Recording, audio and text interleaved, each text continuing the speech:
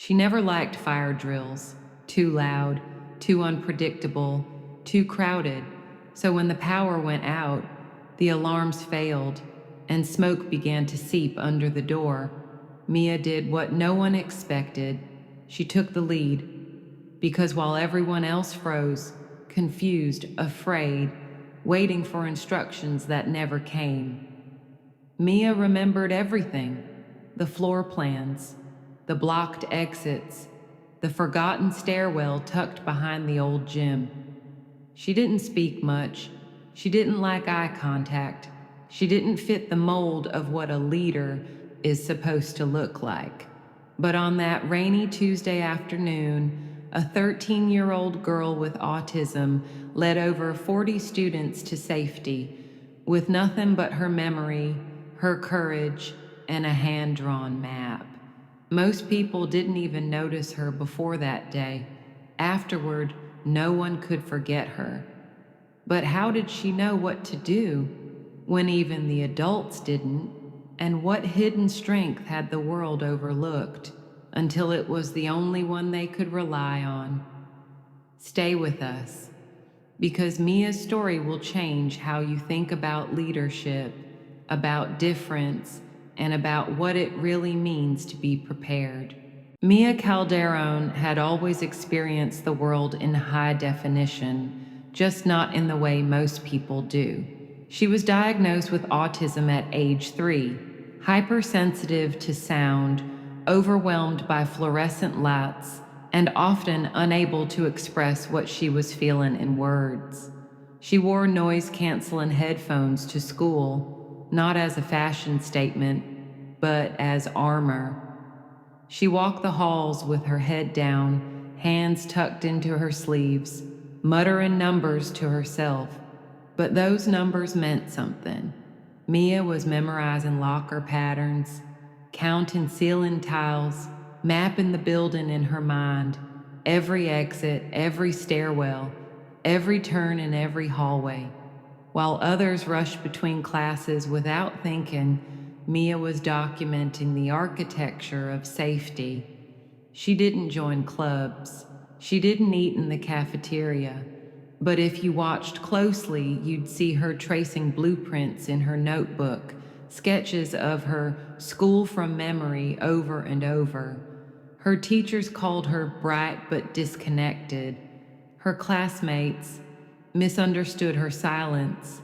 They thought she was just off in her own world. But what they didn't know was that Mia was watching and remembering. And when the systems failed, when protocol collapsed and people panicked, her quiet world would become the one path out. Because what no one realized was this: Mia wasn't just prepared for the unexpected, she was built for it. It started with a storm. The sky darkened mid-afternoon. Wind howled against the windows. Then lightning struck a power line just blocks away. Inside the school, the lights flickered, then died. No alarms, no intercom, just silence, and then confusion. In room 3B, the science lab, something went wrong. A small chemical fire sparked behind a counter. Smoke curled upward like a whisper at first, but it was spreading. The teacher reached for the emergency phone. Dead. The backup system hadn't kicked in. Elsewhere, teachers peeked into the hallway, but saw nothing through the dim emergency lights. No sirens, no flashing strobes, no announcements, only flickers, shadows, muffled voices rising in panic. No one knew what to do. And Mia sat near the back of her homeroom. Her fingers were twitching, her headphones were off, and her breathing was shallow. She could smell something, acrid, sharp. She could feel the temperature shift in the air, and she knew something was wrong. More than that, she knew where it was wrong. Because Mia remembered room 3B was just 2 hallways away. And more importantly, she knew the closest exit was blocked. Construction. 2 weeks ago, no one updated the signs. Everyone else waited for instructions. Mia didn't. She stood up, trembling, clutching her notebook, and walked to the front of the classroom. Her teacher blinked at her. Mia, what is it? Words didn't come, not clearly. So Mia opened her notebook, flipped to the page she had redrawn a dozen times, pointed, tapped. The teacher didn't understand. Until Mia pointed again, harder, then mimed smoke, then pointed again, and that's when it clicked. This wasn't random behavior, it was information. Urgent, critical information. Mia wasn't panicking, she was navigating. She didn't wait for permission. She turned and walked toward the door. And behind her, people began to follow. What happened next would turn a hallway of frightened students into a chain of lives Mia quietly led to safety. But even she didn't know how far her map and her memory were about to carry them. Mia led them into the hallway. The lights were dim, flickering inconsistently. Shadows stretched and twitched across the walls. The air had changed, thicker, warmer, tinged with smoke. Most students hesitated, some clutched backpacks. Others looked to the teacher, who nodded. Follow Mia, she said. It's okay, just follow her. Mia didn't speak, she didn't need to. She turned left, not right, because she knew right would take them past the science wing, past room 3B, past the fire. She moved with speed, but not panic. She traced a route she had memorized weeks ago, down the long, narrow corridor behind the art room, around the supply closet where the floor didn't creak, through a back door most people thought was locked. It wasn't. Mia had checked it last Thursday, just in case. She led them down a maintenance hallway students rarely used, dark, unmarked, but safe. One of the younger students began to cry. Another panicked and turned back until Mia gently reached out and took their hand. No words, just a gesture. Steady, calm, certain. More students joined the line. Classrooms emptied one by one, the hallway filled with feet, the sound of nervous breathing, the shuffle of movement. But Mia didn't stop. She led them toward the northwest stairwell. The only one she knew was clear of obstruction and under an open sky. She remembered which emergency exit had a functioning latch, which one opened inward, not outward, which one wouldn't jam in the rain. By the time they reached the side gate, nearly 50 students had followed her out, and just as the door shut behind the last student, they heard it. The whoop of fire engines, the growing wail of sirens. Help had arrived, but Mia had already done the thing no one else could. What those first responders found inside stunned them, but it was what they learned about who led the evacuation that left them speechless.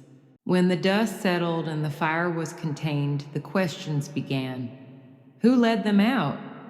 How did she know where to go? Why hadn't anyone else seen the danger sooner? The answer every time was Mia. At first, people struggled to believe it. Some thought it was a coincidence, a lucky guess. An adult must have helped, they said, but the security footage told the real story. There she was, small, focused, barely speaking, leading a line of frightened students through a building clouded in uncertainty. That footage went viral. News crews called. Reporters showed up. Her name spread faster than the fire had. But for Mia, the noise was almost unbearable. Interviews felt like interrogations. Praise felt like pressure. And the sudden fame felt like standing in front of a spotlight with nowhere to hide. She shut down, stopped drawing, stopped speaking again for a while, because for Mia, the evacuation wasn't a performance. It was a pattern, a plan she had built in her mind for months. not to impress anyone, but because it made her feel safe. Her parents shielded her from most of the media storm, but they told her one thing the principal had said.